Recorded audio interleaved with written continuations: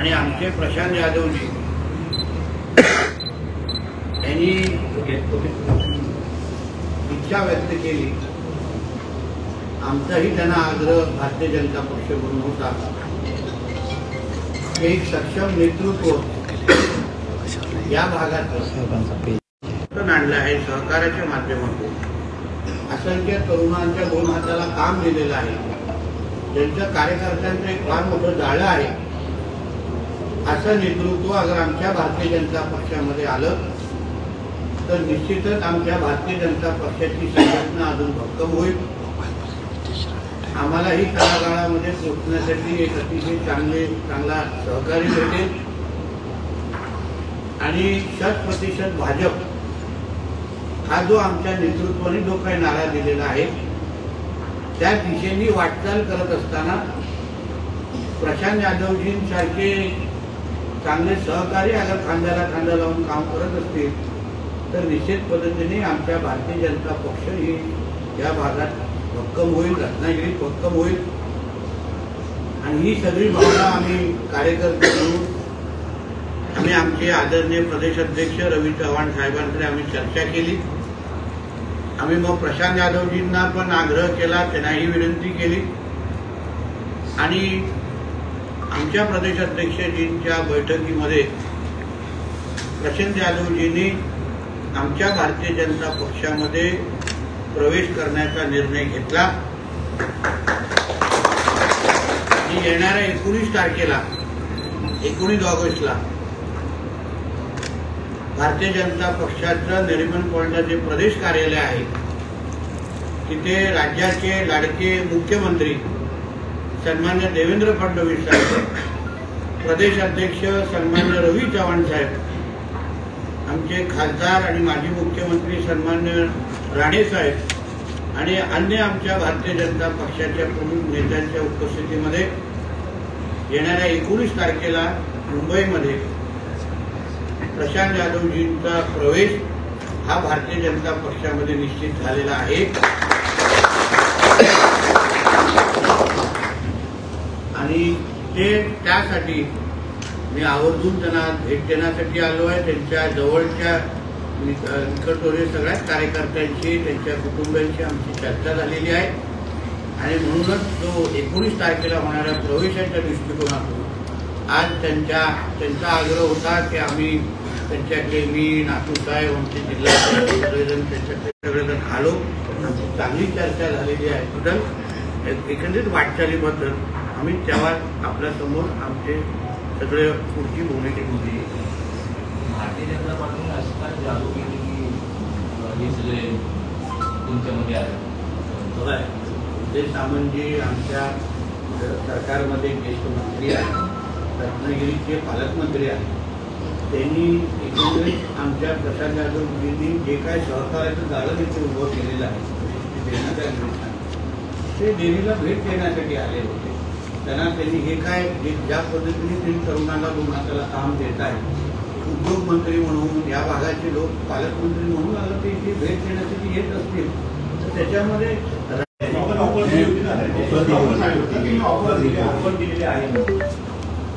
पण देऊ ते तुम्हाला सांगून देणार दिल्यानंतर तुम्ही चांगली तुम्हाला पण एक लक्षात घ्या, आम्ही एक कार्यकर्ता नाही नेत्याला पक्षामध्ये प्रवेश देतो। नेत्या त्यांनी 6800नीच फक्त ते कमी पडलेले आहेत। म्हणजे 29ला ताकदीने भारतीय जनता पक्षाचा इथे आमदार असेल म्हणून त्यांना ताकद देणं हे भारतीय जनता पक्षाचं आमचं कर्तव्य आहे। आम्ही जेव्हा भारतीय जनता पक्षामध्ये आलो आम्हालाही भारतीय जनता पक्षाने ताकद दिली। कारण भारतीय जनता पक्ष हा एकमेव असा पक्ष आहे जो कार्यकर्त्यांचा मागे उभा राहतो, खऱ्या अर्थाने ताकद देतो। दुसरे नुसतं बोलतात, आम्ही काँग्रेसचा अनुभव घेतलेला आहे, नुसतं बोलतात, पण भारतीय जनता पक्ष हा खऱ्या अर्थाने अगर आमची इच्छा अगर जाधवजींनी इथले पक्ष संघटना वाढवली तर त्यांच्या नावापुढे अगर आम्ही पदच लावलं नसेल तर काय करणार, निधी कशी देणार? म्हणून जे काही गरज आहे त्या पद्धतीची ताकद त्यांच्या मागे उभी करण्यात येईल। 2029ला आपण आता बोलला की प्रशांत जाधव पुढचे उमेदवार असतील, आमदार असतील, तर भाजपचा 2029ला असा अजेंडा आहे की स्वबळावर की भाजपचे सगळे आमदार त्याच्याबद्दलची भूमिका आमचे प्रदेश अध्यक्ष आणि वरिष्ठ नेते व्यक्त करतील.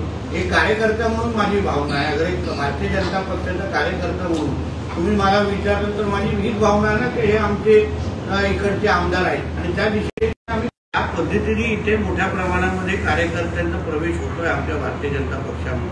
आमचे दोन्ही जिल्हाध्यक्ष आहेत. तुम्ही त्यांनाही विचारलं तर प्रत्येकाची इच्छा आहे की आम्ही भारतीय जनता पक्ष म्हणून स्थानिक स्वराज्य संस्था आम्ही स्वबळावरच लढलं पाहिजे. कारण आमची ताकद आहे. काळाकाळात ताकद वाढते. काही दिवसा अगोदर आमच्या मोरेजींनी पण ती इच्छा जाहीर पद्धतीने व्यक्त केलेली आहे. आता आम्ही एवढे कार्यक्रम, आता आम्ही रक्षाबंधनाच्या देवाभाऊंसाठी कार्यक्रम घेतला. हर घर तिरंगाचा आमचा कार्यक्रम आहे. बूथनिहाय आमची संघटना भक्कम आहे.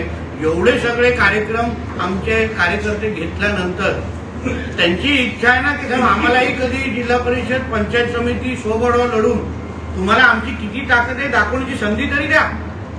हात तर राखून किती वर्ष ठेवायचं. एकदा झाकली मूठ 1.25 लाखाची उघडण्यामध्ये दाखवण्याची चांगली संधी आहे असा कार्यकर्त्यांचा प्रचंड दबाव आता आमच्यावर आहे. म्हणून त्यांचं म्हणणं आहे की तुम्ही कुठल्याही परिस्थितीमध्ये प्रदेश अध्यक्ष आणि मुख्यमंत्र्यांना सांगा की आमच्या इथे आमची लढाई पुढची स्वबळावरच असली पाहिजे आणि त्या दृष्टिकोनातून कार्यकर्त्यांची भावना मी नेत्या मंडळीकडे पोहोचलो. प्रशांत यादव या भागातले विद्यमान आमदार सुद्धा याच युतीमध्ये आहेत आपल्यामध्ये आणि तो पुढचं गणित कसं असणार आहे? बघा, प्रत्येकाला आपला आपला पक्ष वाढवण्याचा अधिकार आहे. राष्ट्रवादी काँग्रेस म्हणून, अजित पवार गट म्हणून ते आपला पक्ष वाढवणार आहे. त्यांना त्यांचा अधिकार आहे. त्यांच्या कार्यकर्ते त्यांना उद्या आग्रह करतील ते निकमजी तुम्ही ते स्वबळावलं तर त्यांनी लढवलंच पाहिजे. मग कशाला मग महायुतीचा विचार करा. प्रत्येकाने आपला आपला पक्ष वाढवायलाच पाहिजे. आम्हालाही कळलं पाहिजे ना की आम्ही रत्नागिरीमध्ये किती पाणीमध्ये आहोत. नेहमी आमचा हात तर राखून असतं. आमच्या कार्यकर्त्यांना आपली ताकद दाखवण्याची संधी मिळत नाहीये. आता अगर प्रशांत यादवजींसारखे चांगलं नेतृत्व इथे येत आहे, भक्कम नेतृत्व येत आहे. 6800 फक्त कमी पडणं म्हणजे विचार करा किती जिल्हा परिषदमध्ये ह्यांना लीड असेल. मग तेही ताकद अगर आम्ही व्यवस्थित पद्धतीने पक्षाच्या गोष्टी वापरली नाही तर मग उपयोग काय. तर आगामी नगरपालिका जिल्हा परिषद पंचायत समितीला सुरुवातीमध्ये शिकवून काय त्यासाठी आम्ही तुम्ही त्यासाठी दुसऱ्या पत्रकार परिषदेत थांबा ना. प्रशांत यादवजींना भेटण्यासाठी आलेलो आहे. तुम्हाला एवढी ब्रेकिंग न्यूज 19 ऑगस्टची दिलेली आहे. सगळं एकत्र करून तुमच्या मोबाईल. साहेब एक प्रश्न, जिल्ह्यात निधीवरून ओढाताण सुरू आहे. नातू साहेब या विषयात नेहमी बोलत असतात, तर हेच कधी थांबणार आहे? नाही, शेवटी थांबेल कधी जेव्हा आमची भारतीय जनता पक्ष म्हणून स्वबळाची ताकद आम्ही दाखवू. आता आम्हाला कमीच मोजलं जातं कारण आमच्याकडे आमदार नाही, सदस्य आमच्याकडे फक्त खासदार आहेत जे ते भारतीय जनता पक्षाच्या कार्यकर्त्यांनी स्वतःच्या ताकदीवर निवडून आणलेलं आहे. इथे तुम्ही लोकसभेमध्ये आम्हाला काय परिस्थिती तुम्हाला सगळ्यांना माहिती आहे. नातू साहेबांनी जी भूमिका मांडली, शेवटी आमच्या कार्यकर्त्यांनी जेव्हा गावागावात आमच्या कार्यकर्त्यांचं नेटवर्क आहे, लोक जेव्हा आमच्या कार्यकर्त्यांना निवेदन देतात, कार्यकर्त्यांनी करावं काय. आता जिल्हा नियोजनची जे काही मी समीकरण मी माझ्या हातात आलेले संपर्क मंत्री म्हणून किरण सामंतजी आमदार आहेत त्यांना 20 कोटी दिलेले आहेत. आपले उदय सामंतजी स्वतः त्यांनी 20 कोटी आपल्या मतदारसंघासाठी ठेवलेले आहेत. निकमजींना 20 कोटी दिलेले आहेत आणि भारतीय जनता पक्षाचे खासदार म्हणून राणे साहेबांना फक्त 5 कोटी दिले आहेत. हे थांबणार कधी. जिल्हा नियोजन मध्ये आम्हाला आमचे लोक पाहिजेत ना. आम्हालाही आमची तेवढीच ताकद आमचे मतं आहेत. आज कोकणातला अशी परिस्थिती आहे, कुठलाही एक मतदारसंघ विधानसभेचा तुम्ही बघा जो भारतीय जनता पक्षाच्या ताकदीशिवाय निवडून येऊ शकत नाही. मी तुम्हाला सांगतो ही आजची परिस्थिती आहे. आणि म्हणून आम्हाला अगर आमची निधी जास्त हवी असेल जेव्हा नायडू साहेबांनी अतिशय विस्तृत पद्धतीने मांडली तर आम्ही आमची ताकद दाखवणार. साहेब, चिपळूणला पूरमुक्त करण्यासाठी गेले 3 वर्ष काळामुक्तीचं मोहीम चालू आहे, काम चालू आहे. फक्त आता अडले असं की दरिद्र बोर्डाची हद्दजिती सुरू होते गोटोपासून पुढे त्यासाठी प्रांत अधिकारी तुम्हाला भेटते त्या संदर्भात? हो, एनओसी देऊन टाकणार मी. माझं काम फार फास्ट आहे. एवढं वेळ कामाची गरज नाही. आता प्रांत अधिकारी भेटले मला, मी माझ्या डिपार्टमेंटला सांगून टाकेन एनओसी देऊन टाकणार.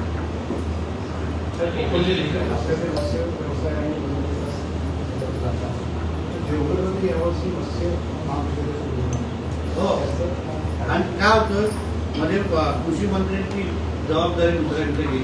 तो त्याच आठवड्यात ती बैठक होणार होती. माझा प्रयत्न की ह्याच वर्षी ती बॅच चालू व्हावी त्यासाठी सगळा इन्फ्रास्ट्रक्चर तयार आहे. पुढच्या मंगळवारी ती बैठक आमची कृषी मंत्र्यांबरोबर ठरलेली आहे. बाकी सगळं आमची पार्श्वभूमी तयार आहे. माझी अपेक्षा आहे की लवकर ह्या वर्षी ते आणि नागपूर विद्यापीठ बरोबर ते संलग्न असतात, नागपूरवर नाही.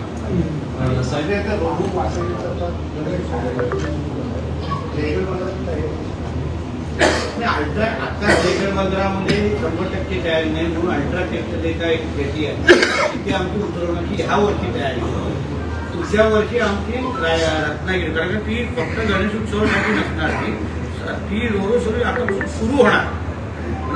म्हणजे रोज तिथून मार्गावरून बोट निघाली, इथे तुमच्या रत्नागिरीत आली, विजयदुर्गमध्ये आली, तिथे पॅसेंजरना उतरवलं, 150 गाड्या उतरवल्या, 2 तास सर्व्हिसिंगसाठी त्यांना लागणार आणि परत ती गेलं. म्हणजे दररोज तुम्ही मुंबईला येऊन जाऊ शकता.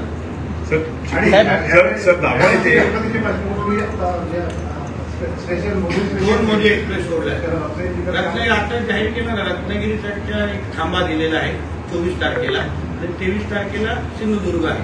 म्हणजे टोटल माझ्याकडे 4000 लोकांना आम्ही घेऊन येणार आहे दोन्ही याच्यामध्ये. म्हणजे आमचे जे दोन्ही जिल्हाध्यक्ष आणि आमच्या भारतीय जनता पक्षाचे जे मंडळ अध्यक्ष आहेत त्यांना 17 आणि 18 2 दिवस बुकिंगसाठी लोकांनी संपर्क करावं. मुंबई गोवा महामार्गाची अवस्था भयानक आहे. मुंबई गोवा महामार्गाची अवस्था रत्नागिरी जिल्ह्यात भयानक आहे. तर गणेशोत्सवाच्या पार्श्वभूमीवर काय उपाय? आमच्या देशावर खरं म्हटलं तर आम्ही 100% समाधी नसलो तरी आमच्या देशात फार बारकाईने लक्ष आहे. खासदार राणेसाहेब स्वतः 2दा नितीन गडकरी साहेबांशी भेट केले आहेत. आम्ही PWD मंत्री आमचे शिवेंद्रराजे आम्ही सगळेजण त्यांच्या संपर्कात आहोत. नातूसाहेब संपर्कात. आमचा हाच प्रयत्न आहे की लोकांना कमीतला कमी त्रास व्हावा. पण ज्या गतीने काम सुरू आहे मला विश्वास आहे की पुढच्या वर्षापासून तुम्हाला हा प्रश्न आम्हाला विचारायला लागणार नाही. याच अनुषंगाने राजापूर ते सिंधुदुर्ग जाताना जो हायवे आपण बघतो आणि कुटुंबियांचं किंवा सगळं बघितलं तर अशीच अपेक्षा आहे की इतर अगदी होण्यासाठी 2000 राणेसाहेबांना निवडून दिले गेले. आता तो इफेक्ट दाखवण्यासाठी आम्हाला 1-1.5 वर्ष द्या. रत्नागिरीमध्ये सिंधुदुर्गामध्ये आम्ही 90% आमचं काम पूर्ण केलेलं आहे. तसं रत्नागिरीकरांना पण तेव्हा प्रचारामध्ये सांगितलं होतं की जे सिंधुदुर्गामध्ये आम्ही हायवे संदर्भात करून दाखवलं त्याच पद्धतीने आम्ही इथे पण करून दाखवतो. तर आमचं नक्की आधी उद्धव ठाकरे म्हणतात की लोकशाही न्यायालयाच्या उंबरठ्यावर तळपते, तिला कोणत्याही खंडपीठाने न्याय द्यावा, न्यायाच्या प्रतीक्षेत आहे. काय सांगा? पण आतापर्यंत लोकशाहीने न्यायालयाने लोकशाहीच्या माध्यमातून न्याय दिलेला आहे. आता त्यांच्या मनाप्रमाणे घडलं नाही म्हणजे न्याय भेटत नाही असं काय होत नाही. भास्कर हे शेमड्या मुलांसारखं बोललं जातं. माझ्या मनाप्रमाणे झालं नाही म्हणजे तिथे लोकशाही मेली.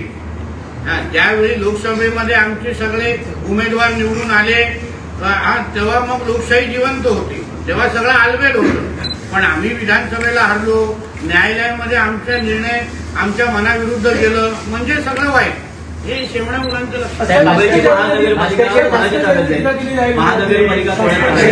काय खबर आहे? सोडवा ना. महानगरपालिका कोणाच्या ताब्यात आहे? मुंबई. भगवादारी आमच्या महापौर बसणार मुंबईचा महापौर हा भगवादारी नसणार आणि लक्षात घ्या आमचे नातूसाहेब अतिशय सक्षम आहे. त्यासाठी इथे राहण्याची बिलकुल गरज नाही.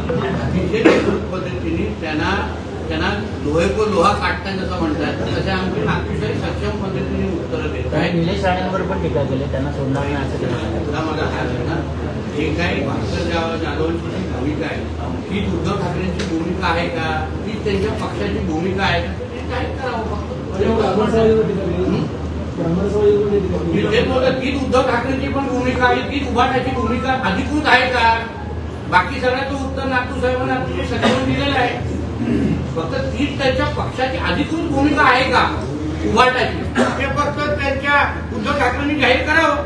मग बघू विधानसभेमध्ये त्याचे पडतात किंवा जिल्हा परिषद पंचायत समितीमध्ये कसे पडतात उमटतात. साहेब आपण मंत्री झाल्यानंतर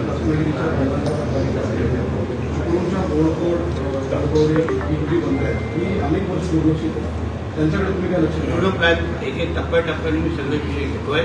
तुम्हाला त्याच्यामध्येही मोठ्या प्रमाणामध्ये बदल दिला. आता हरणे बांधकाम 214 कोटी खर्च करून मार्च 2026 पर्यंत हे बंदर आम्ही तयार करतो. त्याच पद्धतीने हे जे 3 बंदरांची तुम्ही नावं घेतली त्याच्याबद्दल पण आम्ही निधीची तरतूद करतोय.